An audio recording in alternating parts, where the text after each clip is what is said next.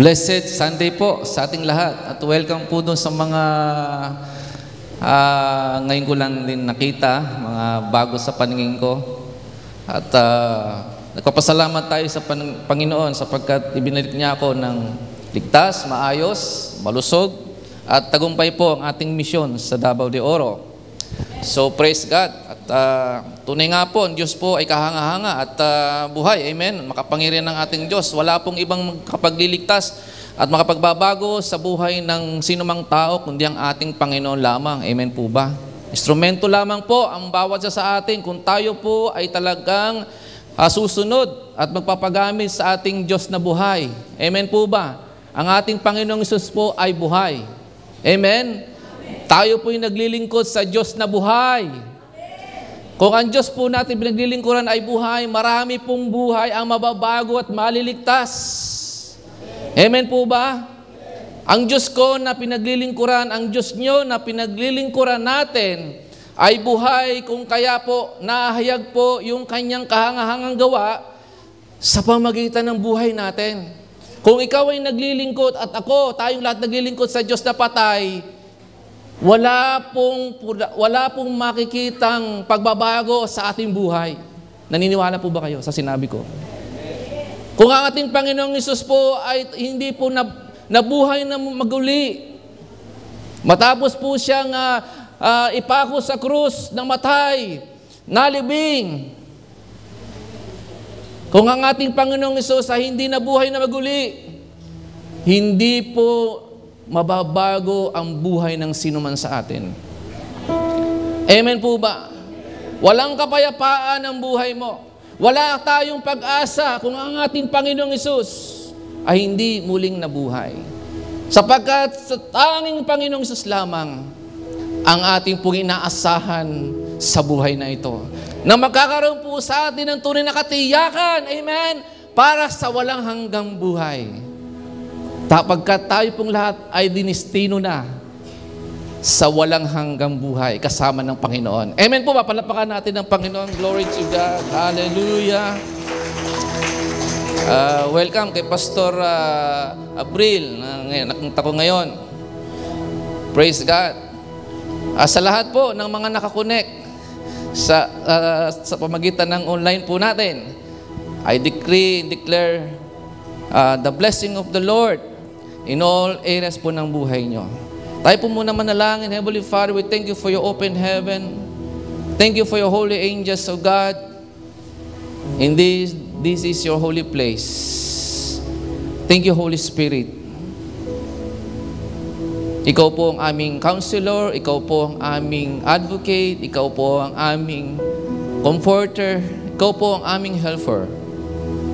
Ikaw ang lahat sa buhay namin.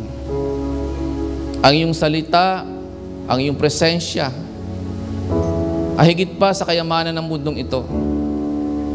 Salamat po sapagkat nananahan at naghahari ka sa aming puso at buhay. Kung kaya ang buhay namin ito ay nagkaroon ng purpose at ang buhay na ito, Panginoon, ay inyong pinagliwanag at ikaw ang siyang patuloy na mahayag. Maging sa salita mo at mensahe, Panginoon, na nais inyong i-deposito o i-impart sa lahat po ng mga anak nyo at lingkod na narito, maging sa mga nakakonect sa online. Heavenly Father, patuloy mo silang pagpalain, Panginoon, maging sa pagkikinig nila ng iyong salita. Instrumento mo lamang ninyo po ang inyong lingkod. Kung wala ka po'y wala po kong magagawa. Ako po ay vessel mo lang, Panginoon. Nais ko, ikaw ang tunay na mahayag, ikaw ang kanilang marinig, ikaw ang siyang magsalita sa kanila, O Diyos. Cover us with the precious blood of the Lord Jesus and surround us with the hedge of protection. At ang lahat ng papuri, pagpaparangal, pasasalamat ay tanging sa iyo lamang namin, O Diyos, inaala at binabalik sa pangalan po ng iyong bugtong na anak na si Jesus. Ang lahat po ng umiibig sa Panginoon ay magsabi po ng Amen! Glory to God! Nais ko ibahagi po sa inyo ang mensahe ng ating pong Panginoon natatagpuan sa 1 Corinthians chapter 15 o unang Korinto, kabanata 15, talatang 1 hanggang 11. Pamagat po nito ay the death and resurrection of Jesus Christ. Mga kapatid, ngayon pinapaalala ko sa inyo ang magandang balita na ipinangangaral ko sa inyo. Yan ang magandang balitang inyong tinanggap at naging saligan ng inyong pananampalataya. Naliligtas tayo sa pamagitan nito. Kung matatag ninyong pinanghahawakan ang salitang ipinapangaral ko sa inyo, maliban na lamang kung walang kabuluhan ang inyong pananampalataya. Sapagkat binibigay ko sa inyo bilang pinakamahalaga sa lahat ang tinanggap ko rin. Si Kristo'y namatay dahil sa ating mga kasalanan. Tulad ng sinasabi sa kasulatan, inilibing siya at muling nabuhay sa ikatlong araw. Tulad din ng sinasabi sa kasulatan. At siya'y nagpakita kay Pedro at saka sa 12. Pagkatapos nagpakita siya sa mahigit na 500 kapatid na nagkakatipon. Marami sa kanila ay buhay pa hanggang ngayon. Subalit patay na ang ilan. At nagpakita rin siya kay Santiago pagkatapos sa lahat ng mga apostol. Sa kauli-uli ay nagpakita siya sa akin, kahit na ako'y tulad ng isang batang pinanganak ng wala sa panahon, sapagkat ako ang pinakahamak sa mga apostol, na hindi nga ako karapat-dapat tawaging isang apostol, sapagkat inusig ko ang iglesia ng Diyos. Ngunit dahil sa kagandahang loob niya, ako'y naging isang pastol at hindi naman nawalan ng kabuluhan ang kaloob niyang ito sa akin. Katunayan, nagpagalak ko ng higit kanino man sa kanila. Subalit hindi ito dahil sa sarili kong kakayahan, kundi dahil sa kagandahang loob ng Diyos na nasa akin. Kaya't maging ako o sila, ito ang ipinangangaral namin at ito ang pinaniniwalaan ninyo. Pinagpala na po ng ating Diyos ang pagkabasa natin ng kanyang buhay na salita. The death and resurrection of our Lord Jesus Christ. May makikita po dito tayo na two fundamental truth. Una, the death of Christ. Now, what's the true meaning of the death of Christ? It is a vicarious. The word vicarious comes from vicar, which means a substitute. One who takes the place of another and acts in his stead. Isaiah 53, verse 6, pababasa po natin sa Tagalog translation. Tayong lahat ay tulad ng mga tupang naliligaw na kanya-kanya tayo ng lakad, ngunit ipinataw ni Yahweh o ng ating Diyos sa Kanya, sa Panginoong Hesus, ang kaparusang tayo ang dapat tumanggap. According also to Matthew 20:28, na parito ang anak ng tao, si Kristo, upang tayo po ay tubusin. Okay? At mababasa din po natin sa 2 Corinthians 5, verse 21, hindi nagkasala si Kristo, ngunit alang-alang sa atin, siya itunuring na makasalanan upang sa pagkipag-isa natin sa Kanya ay maging matuwid tayo sa harap ng Diyos. Dahil po sa ating kasalanan, inako ni Kristo ang ating mga kasalanan. Tayo ay tinubos sa pamagitan ng Kanyang pakasakit doon sa krus ng Kalbaryo 2,000 years ago. Bakit po niya kusang ibinigay ang Kanyang buhay para sa ating lahat? Sa iyo na mananampalataya na ng Panginoon at para sa mga hindi pa mananampalataya. Dahil po yan sa Kanyang pag-ibig na hindi nagbabago.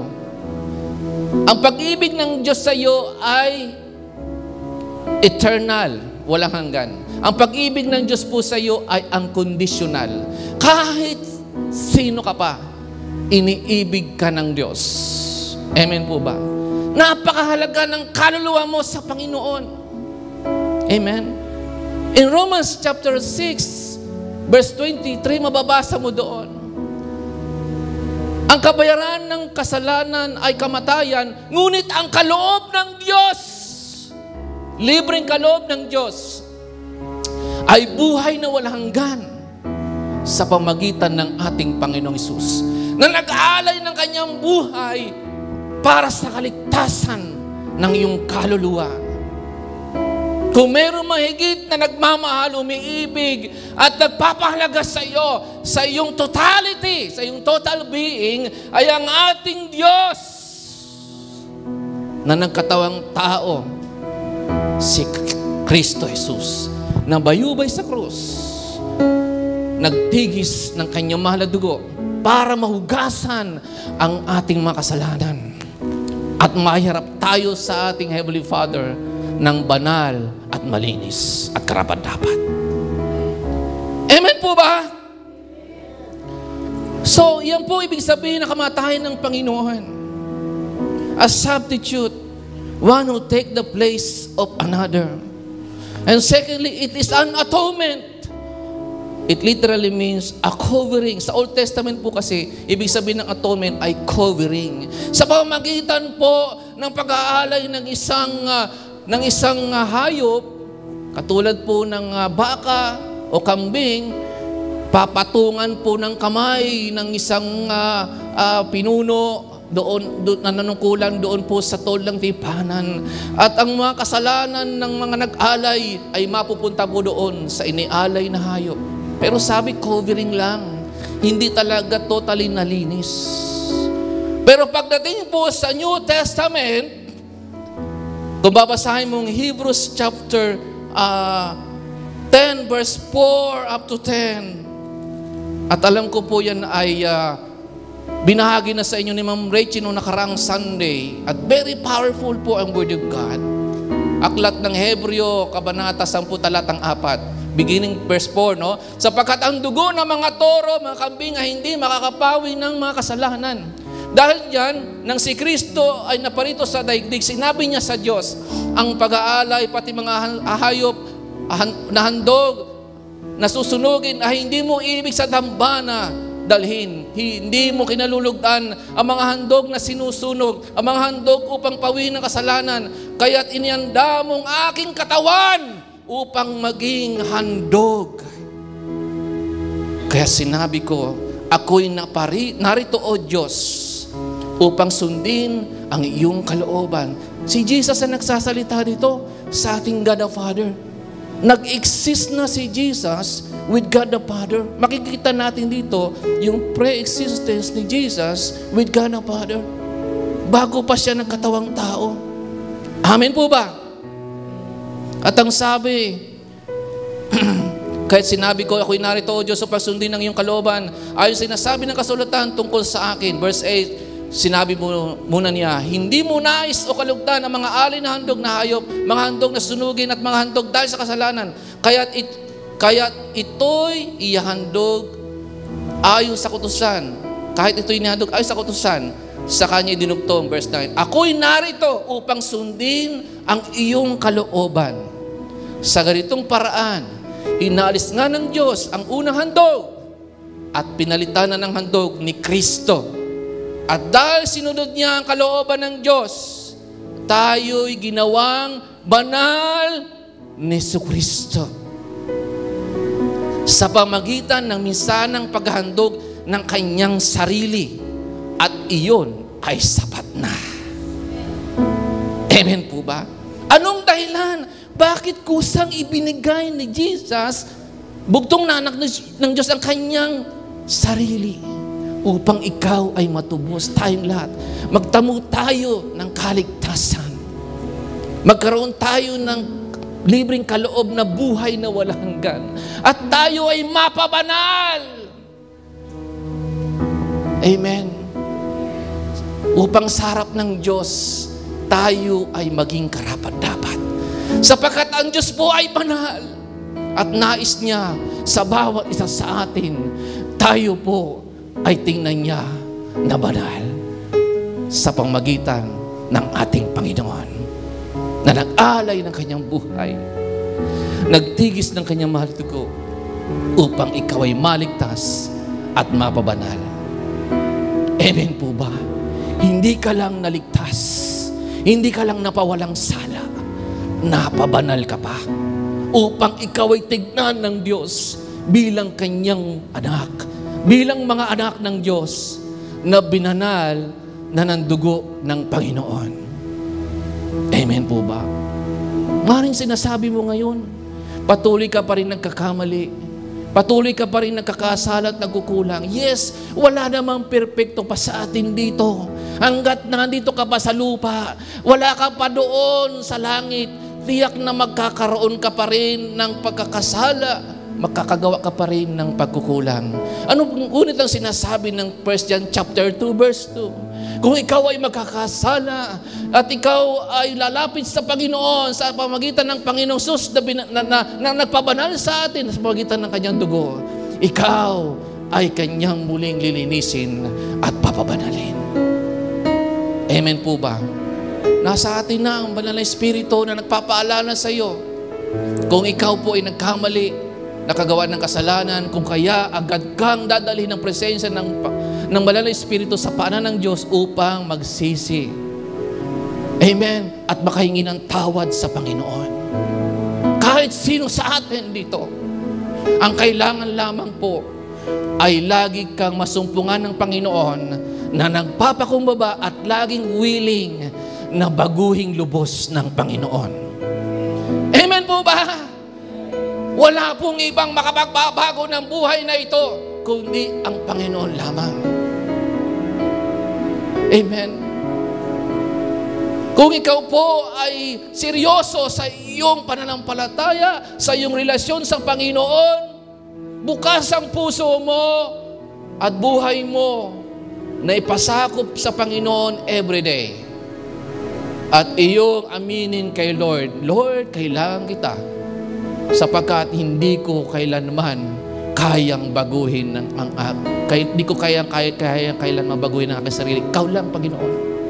Ikaw lang ang Diyos ko na makapangyarihan sa lahat, ang mayroong kakayahan at tunay na kapangyarihan. Baguhin ang buhay na ito. Baguhin ang ugali mo. Baguhin ang maling mga pamumuhay, mga hindi kahaya-aya sa paningin ng Diyos. Amen. Kapag lifestyle mo na ang manalangin, lifestyle mo na, buhay mo na, sumamba kay Lord, lifestyle mo na ang makinig ng kanyang salita, magbulay-bulay ng kanyang mensahe, lifestyle mo na ang laging ipasakop sa Panginoon ang buhay mo, sa presensya ng Diyos ang buhay mo, tutulungan ka lagi ng Panginoon. Amen. Nang makapamuhay ng banal, ng karapat-dapat, ng kalugod-lugod sa kanyang harapan. Amen po ba? Masyado kayong seryoso. Hindi po ako galit. Ganito lamang po ako pag nag-deliver ng Word of God. Amen po ba? And also, the true meaning of the death of Christ, ikatlo po ay, it is a propitiation. Okay, the word propitiation properly signifies a turning away of God's wrath by a sacrifice. John 3 verse 36. Sinasabi po doon na sinumang sumampalataya sa Panginoon ay nagkatamunan ng buhay na walang hanggan, ngunit ang ayaw maniwala, manalig sa Panginoong Hesus ay mananatili sa Kanya ang puot ng Diyos. So it is, yung po ay nangangahulugan ng pag-aalis, paghahawi ng puot ng Diyos sa isang makasalanang nagbalik loob sa Panginoon. Nagsuka ng niyang buhay sa Panginoon at kanyang ipinasakop ang kanyang sarili kay Lord at kanyang tinanggap si Jesus bilang kanyang Panginoon, bilang kanyang tagapagligtas. Amen? Hallelujah! So, it is the removing away of God's wrath. According to Romans 5 verse 9, mababasa mo doon na ang sumampalataya kay Jesus ay may buhay na walang hanggan. Ngunit ang hindi sumusunod sa anak ay hindi makakaroon ng buhay. Sa halip mananatili sa Kanya, okay, ang puot ng Diyos, yamang sa pamagitan ng Kanyang dugo, tayo ngayon ay napawalang sala, lalong maliligtas tayo sa puot ng Diyos. Napawalang sala ka na dahil sa banal na dugo ng Panginoon na natigis sa krus ng Kalbaryo. Nalinis ka na. Wala ka na sa ilalim ng puot ng Diyos. Amen po ba? Ang turing na sa iyo, ang sabi isa ng kaibigan. At sabi sa John chapter 1 verse 12, ikaw ay anak na ng Diyos. Binigyan ka ng karapatang maging mga anak ng Diyos dahil sa iyong pananampalataya sa Panginoong Hesus. Amen po ba? And also, it is a reconciliation. We have reconciled to God through the death of His Son. According to Romans 5 verse 10, in Colossians 1 verse 20 up to 23, Romans 5 verse 10, babasahin ko na lamang. Dati tayo mga kaaway ng Diyos, ngunit tinanggap tayo bilang mga kaibigan sa pamagitan ng pagkamatay ng Kanyang anak. At dahil dito, tiyak na maliligtas tayo sa puot ng Diyos. Meron ka ng right relationship with God. Kaya nga, maging sa akin pong pagmisyon, paghayo, lagi ko sinasabi po doon sa mga pinapangaralan ko, lalo na doon po sa mga talagang napaka-religious na mga tao, na hindi ang relihiyon ang makapagbabago at makapagliligtas sa sino mang tao, kundi ang tamang pakipagrelasyon sa Diyos sa pamamagitan ng kanilang pananampalataya sa Panginoong Hesus. Amen? Yan ang ibig sabihin ng Romans 5 verse 10. Relationship with God. Hindi po religion. Dahil kung nabago tayo ng religion, hindi na po kailangan po tayo pong maging intimate sa ating relationship with God. Pero talaga ang nagpabago ng buhay mo ay ang iyong pagiging malapit kay Lord, yung relasyon mo sa Panginoon. Amen po ba? So relationship with God, because God is a God of relationship. Yun ang Kanyang gustong maibalik. Tingnan po ninyo, Luke chapter 15, basahin niyo po doon, yung isang alibugang anak na nagdesisyon na wag na magpapadering doon sa kanyang ama. Nagpakalayo-layo siya. Dala niya ang kayamanan na pinamana sa kanya ng kanyang ama. Ngunit na nangyari, nung siya po ay nagpakalayo-layo sa presensya ng kanyang ama, siya po ay naghirap. At dumating sa kanya yung realization, sa palasyo o kaharian ng aking ama, ang mga alipin ng aking ama ay nakakakain ng masarap na pagkain. Subalit ako, nandito ako sa kulungan ng mga baboy. Amoy baboy na po siya. Wala siyang makain. Kaya nung na-realize niya, magbabalik ako sa aking ama. At sasabihin ko, Ama, nagsisisi na ako sa aking mga kasalanan. Tanggapin niyo na lang ako bilang isang alipin. Ngunit malayo pa, habang siya po ay naglalakad, ano nangyari? Natanawa na siya ng kanyang ama. Ibig sabihin, matagal na naghihintay sa kanya ang kanyang ama. At nung makita siya, sinalubong siya ng kanyang ama at niyakap siya. Hindi pa siya tapos magsalita. Anong sabi niya? Anong sabi ng ama? Tinawag na yung kanyang mga katulong. Dali! Magpatay kayo ng matabang guya. Damitan niyo siya ng isang damit ng isang prinsipe. Ganyan po tayo itinatrato ng ating Heavenly Father. Gusto ng ating Heavenly Father no yung ating relasyon sa Kanya ay napaka-intimate. Kahit dumadating po sa iyo, sa ating lahat, na tayo po ay nagdidesisyong layo sa presensya ng Diyos at gawin po natin yung ating gusto. Still, naghihintay siya sa iyo. Magbalik loob. Amen po ba? Na kahit gaano ka karumi, yayakapin ka ng ating Diyos. Ng ating banal na Ama, yayakapin ka, tatanggapin ka, at ituturing pa rin bilang isang kanyang anak. Amen! Napakabuti po ng ating Diyos. God is a God of relationship. Gusto niya intimate relationship. Hindi na mahalaga kung ikaw ay ilang beses ka nang nadapa, natisod dahil sa iyong mga kasalanan, pagkukulang sa iyong mga kahinaan. Ang mahalaga dito, ikaw ay masumpungan ng Diyos na ikaw ay nagbabalik loob. Willing siyang tanggapin tayo muli. Willing siyang linisin kang muli. Ibalik ka sa iyong katayuan bilang kanyang anak na tagapagmana ng kanyang kaharian. Amen! Glory to God! It is a ransom or redemption. The word redemption signifies a releasing or liberation from captivity, slavery, or death by the payment of a price called a ransom.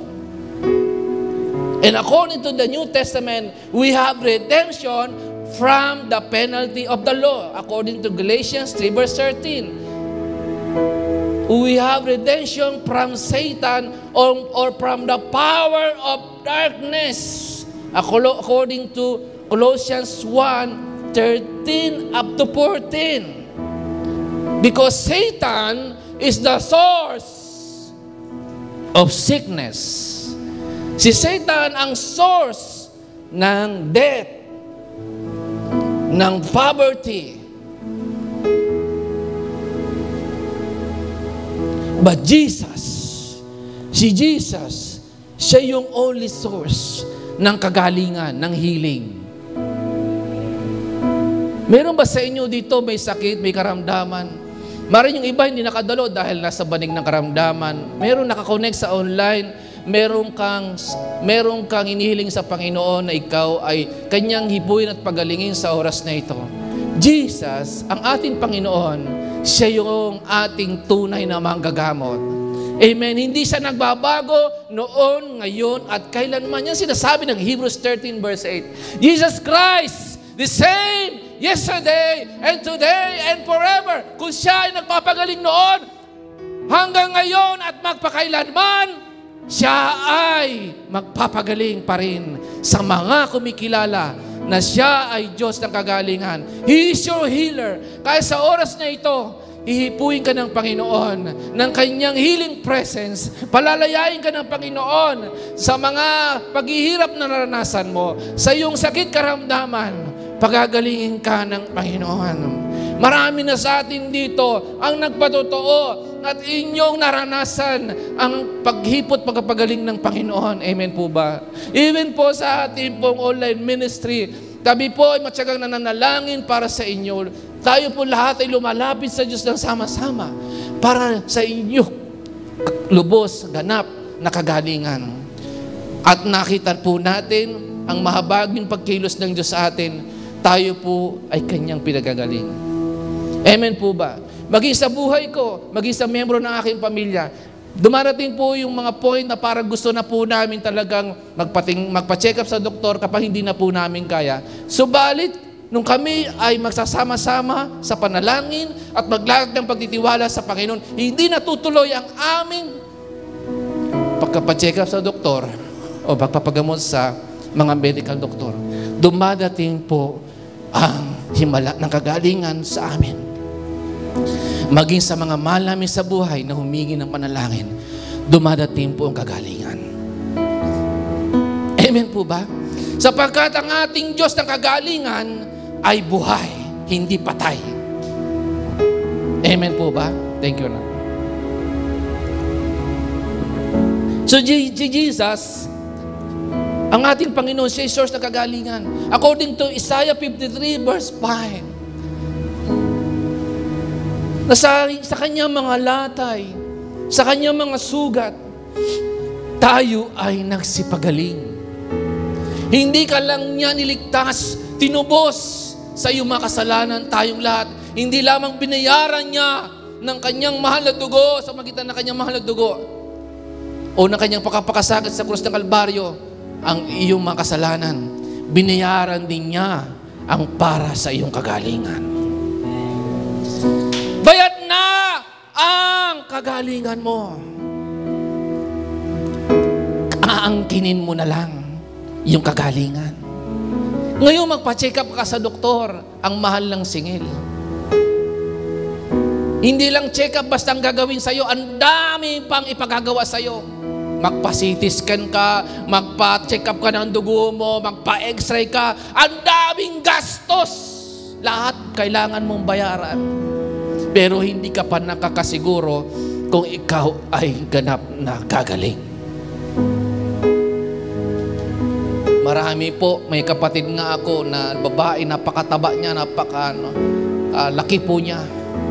Nahilo lang siya, nagpa-check up sa doktor. Ang sabi ng doktor, magpa-CT scan ka, magpa-check up ka ng dugo mo.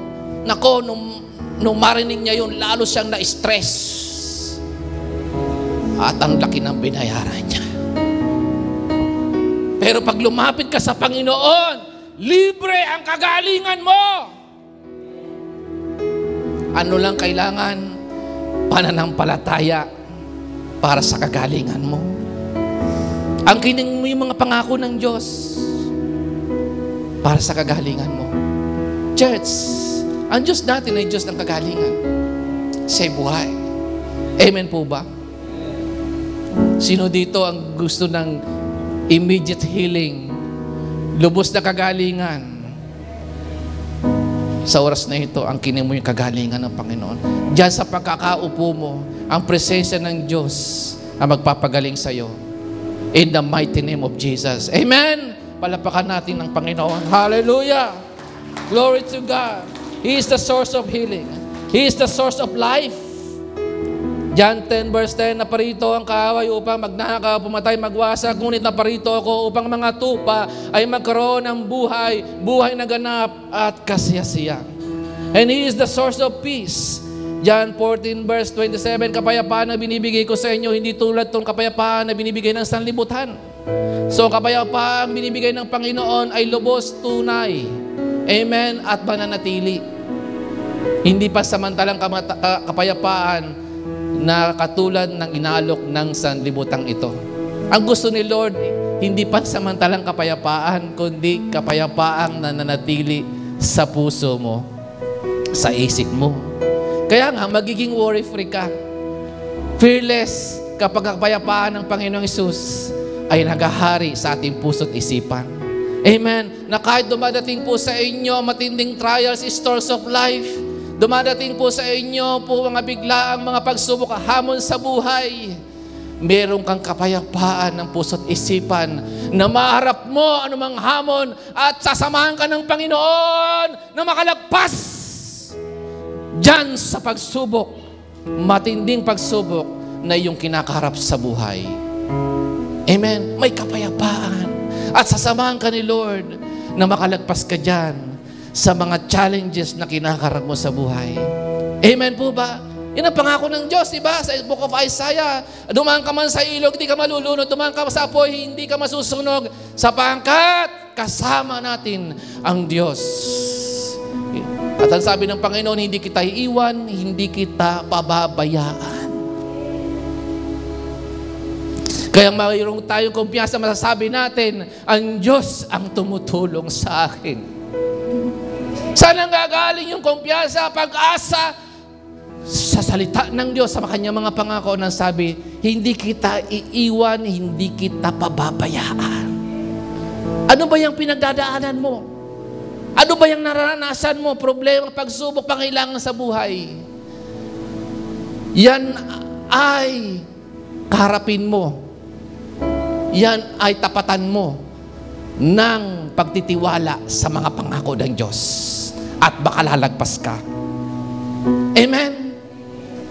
Because He will never forsake us nor leave us. Hallelujah. He is the source of blessing. Sabihin natin, blessing. Supernatural blessing. Galatians chapter 3, verse 13 up to 14. Sa inyong pagkipag-isa sa ating Panginoon, inyong tinanggap ang pagpapalang ibinigay niya kay Abraham. Kung babasahin ninyo ang salita ng Diyos sa Book of Genesis chapter 12, chapter 15 hanggang 18, kung paano ang Panginoon nag-release ng blessing kay Abraham, ano nangyari? Pinayaman siya ng Panginoon. Naging tanyag po si Abraham. Ano ang purpose? Upang maging ama ng lahat ng bansa o ng mga manampalataya ng tunay at buhay na Diyos. Kaya yung blessing ay hindi lamang pala para kay Abraham, kundi para sa mga mananampalataya ni Kristo. Kung tutunghayan mo, pag-aaralan mo ang buhay ni Abraham, biniles ng Diyos ang lahat ng areas ni Abraham. Kaya ikaw na connected na sa Diyos, mananampalataya ng Panginoon, sigurado tiyak na ipagpapalain ng Panginoon ang lahat ng areas ng buhay mo. Kaya hindi mo nararanasan yung breakthrough, yung pag-angat sa buhay, kasi ang mindset mo, mahirap ka lang. Kung meron man dito nag-iisip hanggang ngayon na mahirap ka lang, galing ka sa lahing mahirap, sa pamilyang mahirap, tatandang mahirap, mamatay na mahirap. Hindi po galing, ang kaisipan na yun, hindi po yung galing sa Diyos. Ang kaisipan na yung galing kay Satan. Ang gusto ng Diyos, ikaw ay pagpalain in all areas ng buhay mo. Connected ka na sa Diyos, meron ka ng tamang relasyon sa Panginoon. Ang kailangan lang panghawakan mo yung kanyang salita, mga pangako, na ikaw ay nais ni Lord and bless in all areas ng buhay mo. Hindi lang spiritually, hindi lang physically, even financially, at sa lahat ng areas ng buhay mo. Ikaw ay gustong pagpalain ng Panginoon. Amen po ba? Kaya ako po, hindi po ako tumitigil na sumunod sa panawagan ng Panginoon. Marahil meron nag-iisip sa inyo dyan, nasaan na si Bishop, tagal naman ng pag-imisyon niya. Hindi nyo lang alam kung ano ang nasa puso ko. Sapagkat naglilingkod tayo sa Diyos na may-ari ng lahat ng bagay. Amen po ba? Ano sabi ng Book of Haggai? Ang mga pilak, ang mga ginto ay akin. Yayanagin ko ang lahat ng bansa, ang buong langit, at ang lahat ng kayamanan ay dadalhin sa kanyang templo, upang ang templo ng Diyos ay maging higit na maluwalhati kaysa sa dati. Amen po ba? Ang ministry na Lord, ang church ni Lord, hallelujah, ay mahigit na magiging maluwalhati kaysa sa dati. Why? Dahil nararanasan po natin yung supernatural blessing. Hindi lang spiritually, even financially and materially. Ang Diyos na nagsabi sa akin, magkakaroon tayo ng Cathedral Church Building, mangyayari po yun. Sapagkat siya may-ari ng langit lupa. Sa kanya ang church na ito. Sa kanya ang ministry na ito. Ako'y lingkod lang ng Panginoon. Sumunod lang ako sa tawag ni Lord. Sino ang magbe-benefits ng pagsunod mo kay Lord? Hindi lang po ako, pamilya ko. Kayo ding lahat. Ang ministry ng Panginoon. Kung ako po ay hindi sumusunod kay Lord, hanggang dito na lamang po tayo. Nasisiyahan na ba kayo na hanggang dito na lamang ba tayo? Ang inyong bilang na yan, hanggang dyan na lang ba? Ang espasyo ng lugar na ito, ang church building na ito, ang ganyan na lang ba ang kasiyahan natin? Hindi. Sapagkat malaki ang ating Diyos. Mayaman ang ating Diyos. Amen! Lalaki pa kayo. At merong ipagkakalob sa atin ng Panginoon ng Cathedral Church Building. Kailan? Hindi ko alam. Pero tiyak na magkakaroon. Sumunod lang tayo kay Lord. Amen po ba? Amen? Ang passion ko, relasyon ko kay Lord, di nababago po yun. Kahit na ako po ay makahawak ng malalaking salapi para sa ministry ni Lord, hindi po mababago ang aking pag-ibig sa Panginoon sapagkat kilala po ko ng Panginoon. Na kailanman hindi po ako umibig sa salapi. Alam ni Lord kung paano ako naging mapagbigay. Sa simula pa, hindi po ako nanghinayang kahit maubos ang pera namin para magamit sa ministry, para sa pagkakawang gawa, para sa pagtulong suporta sa mga kamanggagawa. Mahal ko po lahat ng ating pastor. Alam ko katayuan ng lahat ng ating mga pastor. Marami din sila mga pangarap sa buhay. Meron din silang mga sariling pamilya. Meron po tayo mga iglesia, na wala pa po sariling church lot and building. Pero magkakaroon at malapit na. Amen po ba? Pero ikaw, ano ginagawa mo? Tayong ikaw na nakaupo dyan, ano ginagawa mo? Nagpe-pray ka lamang ba? Pero meron ka rin bang ginagawa? Meron bang instruction si Lord sa iyo na hanggang ngayon hindi mo nasusunod? At meron ba diyang iba, imbis na tumulong, puro reklamo ang ginagawa? Baka kapatid, mga magulang, mga anak ko sa pananampalataya, ano man ang pangitain na ibinigay sa amin ni Ma'am Rachel nyo, ay hindi lamang para sa amin, para sa ating lahat yun. Amen po ba? Tayo po ay gagalaw na isang katawan ng Panginoon. Amen? At tiyak na kapag tayo po ay nagkaisa, walang imposible, lahat ng inaasahan natin sa Panginoon ay tiyak natin mararanasan. Amen po ba? At hindi po yan magtatagal. Amen. Makikita ninyo ang mga kahangang-hangang gawa ng ating Panginoon, higit pa sa inyong inaasahan. Glory to God. Amen po ba? So He is the source of blessing. Kaya huwag kayo magtataka po, baka isang araw ay may mga bago sasakyan na yung ating mga leaders dyan. Okay? Ganun po ang mapagbigay ang inyong Daddy Bishop. Yung ating pong mga manggagawa dito, iririwad dyan ng Panginoon. And also, secondly, na fundamental truth ay the resurrection of Christ. Now, what the fruit of Christ's resurrection? First, the empty tomb. Matthew 28 verse 6. Sinabi ng anghel doon kay Maria Magdalena at si iba't pang Maria, wala na dito si Jesus. Siya ay nabuhay na maguli. Empty na ang tomb. Wala laman ang libingan. Why? Ang libingan ng Panginoon bakante na. Why? Sapagkat si Jesus ay nabuhay na maguli. Nagbangon muli mula sa mga patay. Amen po ba? And also the grave clothes. And His resurrection body was composed of flesh and bones. Pinakita niya sa kanyang mga lagad. Ito, mayroon akong buto. Kumpleto pa rin. Ang aking katawan, may butas ang aking mga kamay. Tingnan niyo, hawakan niyo. Ang aking tagiliran, hawakan niyo. Maging kay Thomas, pinatunayan niya na siya'y buhay. Sabi, Thomas, ito aking kamay, butas. Hawakan mo aking tagiliran. Kasi si Thomas, to is to believe eh.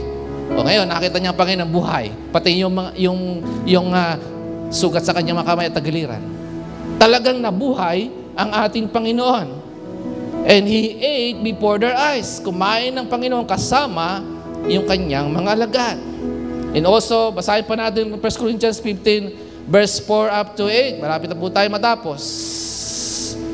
1 Corinthians 15, verse 4 to 8. Hallelujah. Glory to God. Inilibing siya at muling nabuhay at sa ikalawang araw, tulad din ng sinasabi ng kasulatan. Siya'y nagpakita kanino? kay Pedro. Yun ang katunayan, nabuhay ang Panginoon. Nagpakita siya kay Pedro. At saka sa 12, pagkatapos napakita siya sa mahigit 500 kapatid na nakakatipon. Marami sa kanila'y buhay pa hanggang ngayon. Subalit patay na ang ilan at nagpakita siya kay Santiago at pagkatapos sa lahat ng mga apostol. At saka uli-ulihay, sabi ni Apostol Pablo, nagpakita siya sa akin 2,000 years ago. Wala pa po si Muhammad, 600 years muna nakalipas, ang founder ng Muslim. Si Jesus nabuhay ng muli. Nasaksihan ng mga alagad po yun. So kanino ako maniniwala? Kay Muhammad o sa mga alagad ni Jesus na nakasaksi ng pagkabuhay niya? Sa mga alagad ni Jesus ako maniniwala. According sa sinasabi ng Bible. Si Jesus ay buhay. At dahil si Jesus ay buhay, tayo po ay makakaranas din ng muling pagkabuhay. Amen po ba? And ano po yung benefits ng kanyang muling pagkabuhay? It provides a firm foundation of our faith. 1 Peter 1 verse 21. It is an assurance of forgiveness, or it provides an assurance of forgiveness of sins. Napawalang sala ka na. Napatawad, napawalang sala na ang ating mga kasalanan dahil ang Panginoong Hesus ay tunay na buhay na muli. And it assures the believer of all needed power for life and service. Hallelujah. According to Revelation o Pahayag 1 verse 17 up to 19, huwag kang matakot. Ako ang simula at wakas at ang nabubuhay. Namatay ako, ngunit tingnan mo, ako'y buhay at mananatiling buhay magpakailanman. Kaya ating pong patuloy na itataas, paglilingkuran ang ating Panginoon na buhay. Tayo hindi naglilingkod sa Diyos na patay. Tayo ay sumasamba at naglilingkod sa ating Diyos na buhay. Amen po ba? So we are serving. Hallelujah. Naglilingkod tayo sa buhay nating Panginoon. At yun ay makikita sa atin. Amen? The believer also has the assurance of resurrection and immortality. According to 1 Thessalonians 4:14, 2 Corinthians 4:14, and also 1 Corinthians 15, verse 20 up to 22. Ngunit, sa katunayan, si Kristo'y muling binuhay at ito'y katibayan na muling ang bubuhayin ang mga patay. Kung paano dumating kamatayan sa pamagitan ng isang tao, gayon din naman dumating ang muling pagkabuhay sa pamagitan ng isang tao. Sapat kung paano namatay ang lahat dahil sa kanilang kaugnayan kay Adan, ganon din naman mabubuhay ang lahat dahil sa kanilang kaugnayan kay Kristo. Kaya tingnan mo ang katabi mo, sabihin mo, tayong lahat ay buhay na buhay dahil kay Kristo. Amen po ba? Amen po ba? Hallelujah! Kaya kung ano man po ang iyong pinagdadaanan sa buhay, ang kapangyarihan ng pagkabuhay ng Panginoon ang magbibigay sa iyo lagi ng tagumpay. Amen? Buhay ang ating Panginoon. Kung ikaw man ay ikaw pa ay talagang pinapadaan ng Panginoon sa matinding pagsubok, alalahanin mo, si Kristo ay buhay. Nabuhay na maguli. Siya ang ating source ng kalakasan. Si Jesus ang source ng ating katagumpayan ng buhay na ito. Palapakan natin ng Panginoon. Glory to God. Lahat po tayo tumayo, tayo po minsan pa ay dumulog sa ating pong panalangin. Bago po tayo muli masama-sama sa panalangin. Awitin natin, inawit natin kanina. Hallelujah. Glory to God. Bukas ay Lunes Santo. Hanggang Biyernes Santo.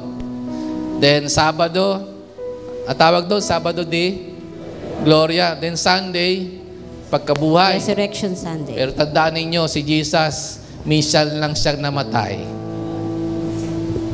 At siya ay nabuhay na maguli at manatiling buhay kailanman. Taon-taon hindi namamatay si Jesus. Minsan lang, sabi ng Bible, namatay si Jesus. Bakit tayo may krus dito? Walang tao. Sapagkat si Jesus ay hindi na natili sa krus. Namatay na alibing at nabuhay na maguli. Yan ang sabi ng Bible. Now, ano mensahe ng cross? Very powerful ang mensahe ng cross para sa ating lahat. Amen?